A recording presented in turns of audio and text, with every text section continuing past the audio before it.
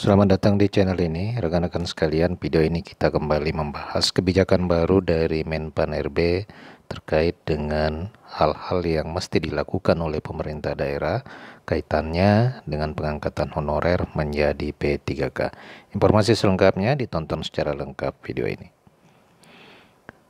Rekan-rekan sekalian, pendaftaran pegawai pemerintah dengan perjanjian kerja periode kedua diketahui bersama memang telah dibuka sejak tanggal 17 November hingga dengan 31 Desember 2024.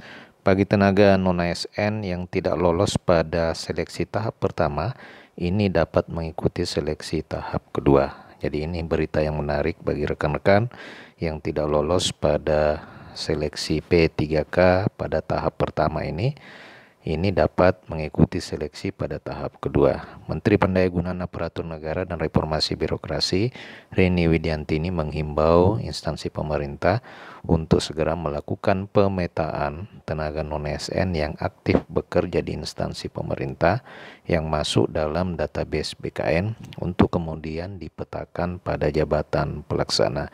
Jadi saat ini BKD atau masing-masing Pemda dihimbau untuk melakukan pemetaan tenaga non-ASN yang aktif bekerja yang nantinya akan dipetakan pada jabatan pelaksana. Perlu dilakukan akselerasi agar non-ASN yang memang sudah masuk di dalam database memiliki kesempatan untuk mendaftar pada seleksi P3K periode 2 sehingga penyelesaian penataan non-ASN bisa optimal.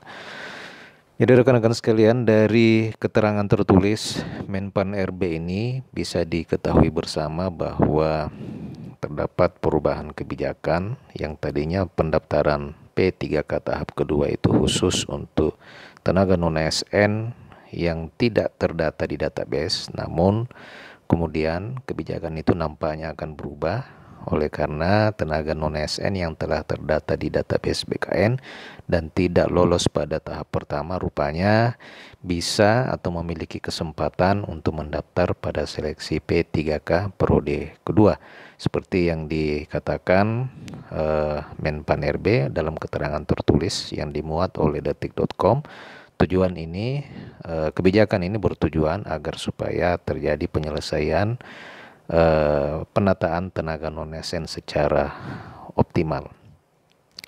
Nah, rekan-rekan sekalian, selanjutnya adapun data yang perlu dipetakan adalah non-ASN database BKN yang dinyatakan tidak memenuhi syarat pada seleksi administrasi P3K periode 1. Yang kedua adalah non-ASN yang tidak memenuhi syarat pada seleksi administrasi pengadaan CPNS serta non-ASN database BKN yang tidak mendaftar P3K periode 1.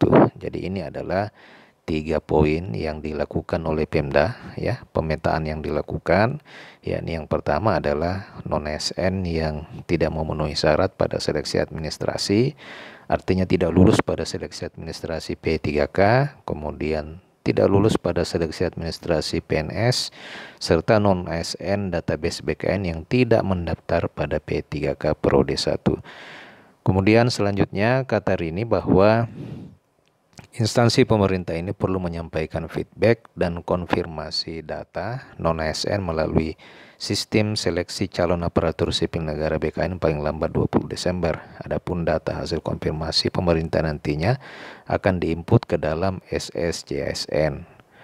Sementara itu, PLT Deputi Bidang SDM Aparatur Kementerian Pendayagunaan Aparatur Negara Abbas Subagja mengungkapkan bahwa jika data yang masuk sudah dikonfirmasi, maka tenaga non-ASN bisa melakukan submit pendaftaran P3K periode 2 pada SSCSN BKN.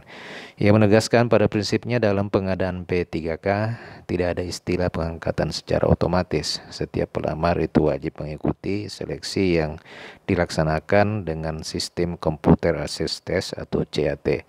Selain itu, penentuan kelulusan juga berdasarkan pada peringkat terbaik, tidak berdasarkan pada passing grade atau nilai ambang batas. Dalam seleksi juga tidak ada nilai ambang batas, namun pelamar akan dinyatakan lulus jika berperingkat terbaik. Demikian berita kali ini. Jika ada pertanyaan dan tanggapan, silakan tuliskan di kolom komentar. Terima kasih, sampai jumpa di video berikutnya.